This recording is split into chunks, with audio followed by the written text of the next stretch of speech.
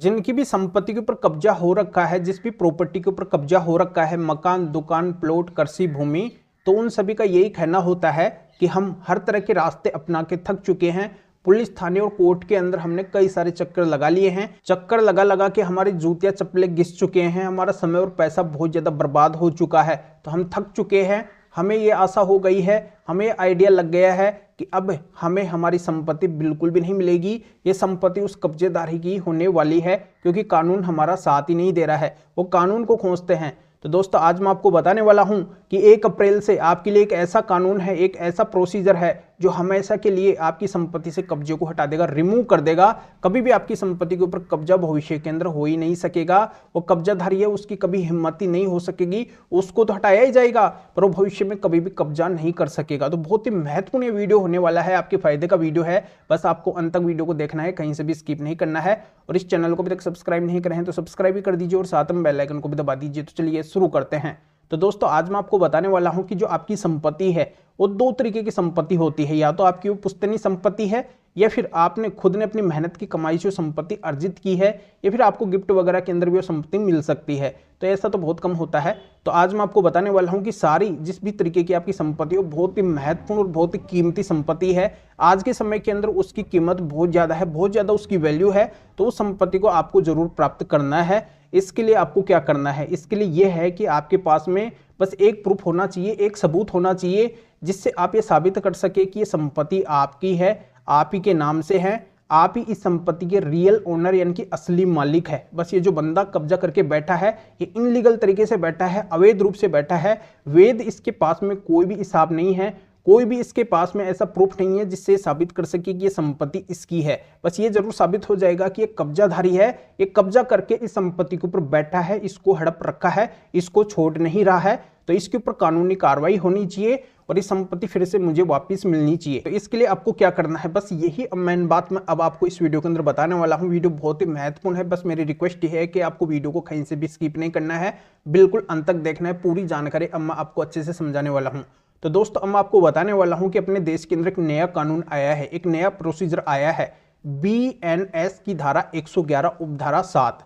अब इसकी डिटेल के अंदर मैं जानकारी आपको अच्छे से समझाऊंगा। कई लोग यहीं पे वीडियो स्किप करके चले जाएंगे तो उनके जानकारी बिल्कुल भी समझ में नहीं आएगी। इसकी पूरी जानकारी लेने के लिए आप अंत तक बने रहिए। तो मैं ये समझाने वाला हूं कि इस कानून के अंदर स्पष्ट तरीके से लिखा हुआ है कि अगर किसी के पास में कोई संपत्ति है और उसके पास में उस संपत्ति का कोई वैध हिसाब नहीं है, कानूनी हिसाब नहीं है, वो संगठित तरीके से वो संपत्ति अर्जित की गई है, प्राप्त की गई है, जैसे कब्जा वगैरह किया गया है, ऐसी संपत्ति के ऊपर जैसे एक से अधिक व्यक्ति हैं वो कब्जा करके बैठे हैं, उनके पास में उस संपत्ति का कोई भी वैध हिसाब नहीं है, तो उस संपत्ति को जब्त किया जाएगा, यानी कि वो जब्त हो जाएगी। और जो भी उन्होंने ये कुकृत्य किया है, अपराध किया है, उस संपत्ति को जो अपने पास में रखे हुए हैं, तो उनको 3 साल से लेकर 10 साल के लिए जेल के अंदर जाना पड़ सकता है मामले की परिस्थिति के अनुसार, और 1 लाख या इससे अधिक का उनको जुर्माना भी भरना पड़ सकता है। तो इतना स्ट्रॉन्ग कानून है ये बहुत ही पावरफुल कानून है। इसके तहत जो भी इस तरीके का काम आपकी संपत्ति के ऊपर कर रखा है, उसको हड़प के बैठ रखा है, उसके ऊपर कब्जा कर रखा है, और उस संपत्ति को उसके पास में कोई भी वैध हिसाब नहीं है, तो उसके खिलाफ आप ये धारा लगवा सकते हैं, BNS की धारा 111 उपधारा 7। अब ये धारा जैसे ही आप लगाएंगे तो इसका क्या चलेगा, प्रोसीजर चलेगा, इसकी प्रक्रिया चलेगी, इसका इन्वेस्टिगेशन होगा। तो जब इन्वेस्टिगेशन होगा तो उसको भी नोटिस जाएगा, यानी कि वो भी सामने से आएगा ना जो कब्जाधारी है, तो आके वो बोलेगा कि मुझे इसको खाली नहीं करना है, मुझे इतना टाइम हो गया है, प्रतिकूल कब्जा कानून मैंने पास कर लिया है, या फिर मेरे पास में ये दस्तावेज, वो कुछ भी तरीके की अगर बातें बोलता है, जल्दी से उस संपत्ति को छोड़ता नहीं है, उस संपत्ति को मालिक बनना चाहता है, तो वहां पे आपको क्या करना है, माननीय सुप्रीम कोर्ट के 7 जजमेंट्स दिखाने हैं जो मेरे पास में हैं। ये जजमेंट्स मैं आपको दे दूंगा, उनको आपको वहां पे लगाना है। इन जजमेंट्स में साफ साफ ये बोला गया है कि जो भी कब्जाधारी है उसको हटाने का प्रयास शुरू से ही संपत्ति के मालिक यानी कि असली ओनर कर रहे हैं, तो कब्जाधारी जो भी उस संपत्ति के ऊपर कब्जा कर रखा है वो कभी भी उस संपत्ति का मालिक घोषित नहीं किया जाएगा, कानूनी रूप से कभी भी उस संपत्ति का मालिक नहीं बनेगा। और दूसरी सबसे बड़ी बात, इन माननीय सुप्रीम कोर्ट के 7 जजमेंट्स के अंदर यह भी लिखी हुई है कि वो कब्जाधारी अगर परमिशन से यानी कि अनुमति से वहां पे रह रहा था, किराएदार बन के रह रहा था, या फिर वैसे अनुमति से रह रहा था, और अब उस संपत्ति को खाली नहीं कर रहा है, उसके ऊपर कब्जा कर लिया है, तो ऐसे में वो भी उस संपत्ति का कभी भी मालिक नहीं होगा, उसको कानूनी रूप से मालिक नहीं बनाया जाएगा, और मालिक नहीं बनाया जाएगा तो उसको संपत्ति को खाली करना ही पड़ेगा। तो इन 7 जजमेंट्स को जब आप लगाएंगे पुलिस थाने या फिर कोर्ट, जहां पे भी आपका प्रोसीजर चलता है वहां पे आप लगाएंगे, तो पुलिस थाने और कोर्ट के ऊपर एक प्रेशर बन जाएगा, एक दबाव बन जाएगा, क्योंकि ये माननीय सुप्रीम कोर्ट के देश की सबसे बड़ी कोर्ट के जजमेंट्स हैं। इन माननीय सुप्रीम कोर्ट के 7 जजमेंट से अब तक हजारों लाखों कब्जे बड़ी आसानी से हट चुके हैं। कई सालों से उसके ऊपर कब्जा था संपत्ति के ऊपर, तो वो कब्जा भी इन जजमेंट्स के जरिए से हट चुका है। तो दोस्तों एक बात मैं आपको साफ शब्दों के अंदर अच्छे से समझा देता हूं कि अगर आपका कोई भी कब्जे से संबंधित विवाद चल रहा है, कब्जा हटवाने का कोई भी केस आपने डाल रखा है, आप संपत्ति के मालिक है, आपने कोई केस कब्जे को हटवाने का डाला है,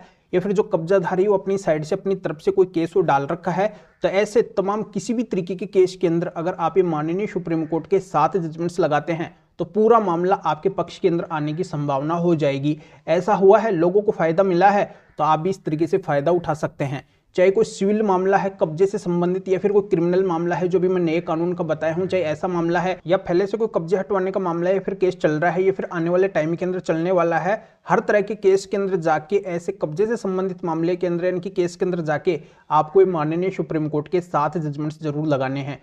इनसे बस कब्जा हट जाएगा, आपको फायदा मिल जाएगा। तो इन माननीय सुप्रीम कोर्ट के 7 जजमेंट्स में इतना पावर है, इतनी शक्ति है कि अपनी लाखों करोड़ों की संपत्ति को आप इन जजमेंट के जरिए से प्राप्त कर सकते हैं, उससे पूरी तरह से कब्जे को रिमूव करवा सकते हैं, हटवा सकते हैं। तो इन महत्वपूर्ण 7 जजमेंट को अगर आप मेरे से लेना चाहते हैं तो इस वीडियो को डिस्क्रिप्शन में जाइए, या फिर जो स्क्रीन के ऊपर व्हाट्सएप नंबर शो रहे हैं तो इस व्हाट्सएप नंबर के ऊपर भी आप व्हाट्सएप पे मैसेज कर सकते हैं। आप बता सकते हैं कि आपको माननीय सुप्रीम कोर्ट के ये 7 जजमेंट्स चाहिए, तो मेरा असिस्टेंट आपको व्हाट्सएप पर रिप्लाई देगा, आपको प्रोसीजर बताएगा, और फिर व्हाट्सएप पे ही आपको इन 7 जजमेंट की पीडीएफ को भी भेज देगा। जो भी आपका कब्जे से संबंधित केस चल रहा है उसके अंदर जाके और लगा के और फायदा उठा सकते हैं। या आप मेरे से कोई भी कानूनी जानकारी लेना चाहते हैं, लीगल नॉलेज लेना चाहते हैं, मेरे से फोन के ऊपर बात करना चाहते हैं, तो भी आप इस व्हाट्सएप नंबर के ऊपर व्हाट्सएप पे मैसेज करके अपॉइंटमेंट बुक करवा के मेरे से फोन के ऊपर बात कर सकते हैं।